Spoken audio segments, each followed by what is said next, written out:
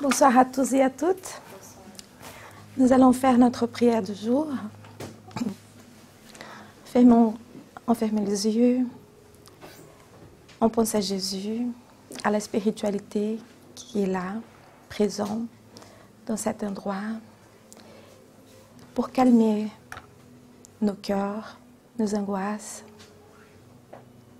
nos agitations. Et nous te remercions, Seigneur Jésus, pour l'opportunité d'être ici, d'apprendre chaque jour un peu plus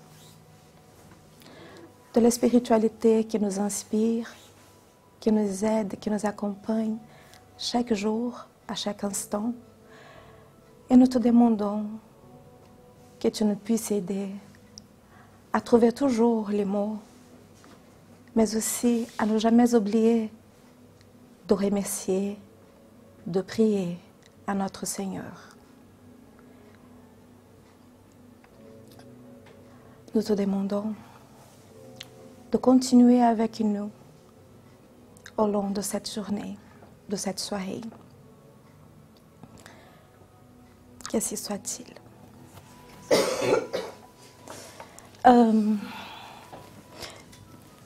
Tout d'abord, je vous demande pardon par mon français très imparfait.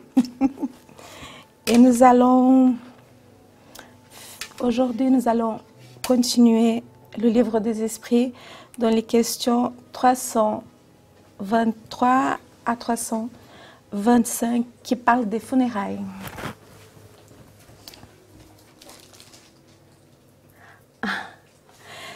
La visite au tombeau procure-t-elle plus de satisfaction à l'esprit qu'une prière faite chez soi? La visite au tombeau est une manière de manifester qu'on pense à l'esprit. C'est l'image, je vous l'ai dit. C'est la prière qui sanctifie l'acte de souvenir, peu importe le lieu, si elle est dite par le cœur. Beaucoup d'entre nous ont l'habitude d'aller au cimetière, rendre visite, rendre hommage à nos êtres chers qui sont partis. Et là, il vient nous dire que ce n'est pas vraiment nécessaire d'y aller pour y être avec, pour qu'il soit présent, mais que nous pouvons faire cela à n'importe quel endroit. Parce que ce qui va vraiment compter, c'est les sentiments que nous avons. Mais nous comprenons aussi que beaucoup d'entre nous, nous sommes encore très attachés à ces moments-là. Donc, il n'y a pas de mal non plus d'y aller. Il nous dit que vraiment, ce qui est vraiment important, c'est les sentiments. La 324, les esprits de personnes auxquelles on élève des statues ou des monuments assistent-ils à ces sortes d'inauguration et les volent-ils avec plaisir?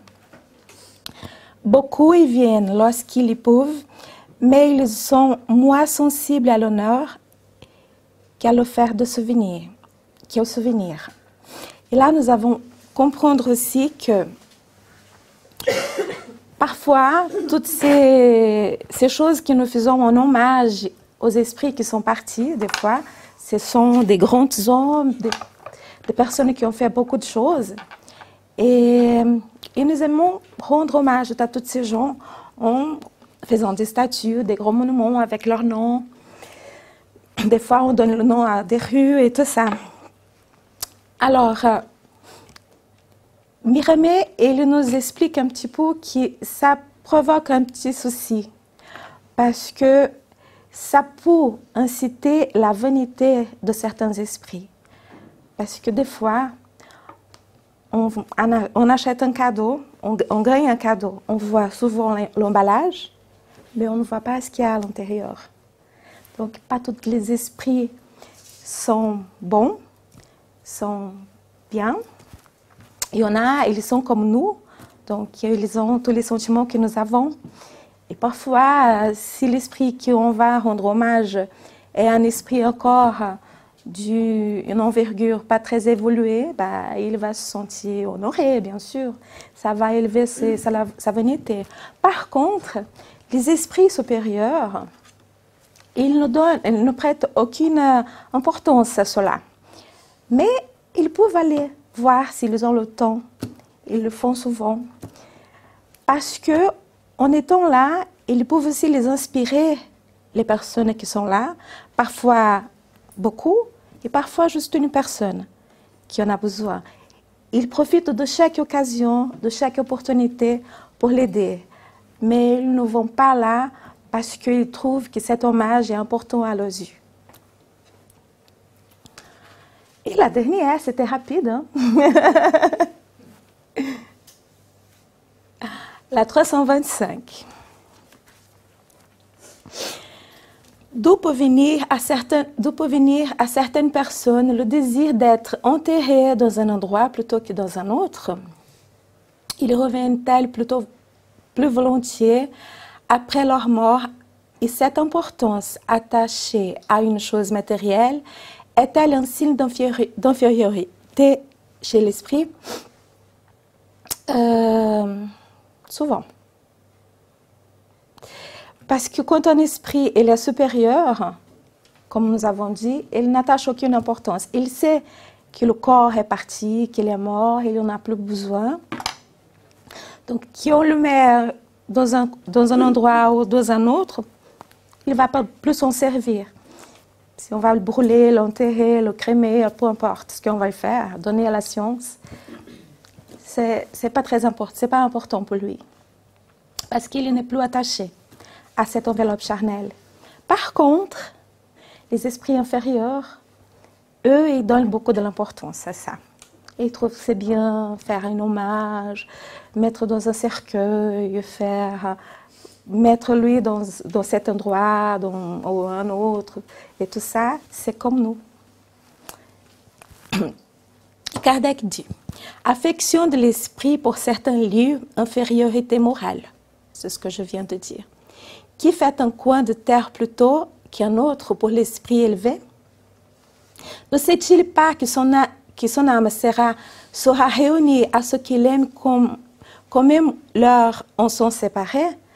Comme je l'ai dit, ils savent très bien que dans le futur, ils seront réunis, pas par la chair, pas parce qu'ils sont là avec tous ensemble dans un... Comment ça s'appelle déjà? Une tombe? Un tombeau. Tombe. Voilà. Qui on met toute la famille, tout le monde ensemble. Ils mettent tout le monde là-bas, toute la famille pour être réunis. Donc pour les esprits supérieurs, ça n'a vraiment aucune importance. Mais par l'homme, oui, ça peut être important pour nous souvenir. Il n'a aucun rapproche qu'il nous fait parce que nous avons besoin encore de cela. Parfois, c'est bien de voir que toute sa famille est là réunie. On va y aller, on partage ce moment avec d'autres proches. Et on se souvient du temps où la personne était avec nous. À la réunion des dépouilles mortelles de tous les membres d'une même famille, dont-elle être considérée comme une chose futile? Je viens de parler. Non. C'est un pieux usage et un témoignage de sympathie pour ceux qui l'on a aimé. Si cette réunion importe peu aux esprits, elle est utile aux hommes, les souvenirs sont plus recueillis. Voilà. Les esprits supérieurs n'ont pas d'attachement. Toutes sortes d'attachements, de vices, de toutes sortes. C'est que les esprits inférieurs, ou ceux qui se trouvent parmi nous, comme nous. Je vous remercie pour votre attention et je passe à ma collègue.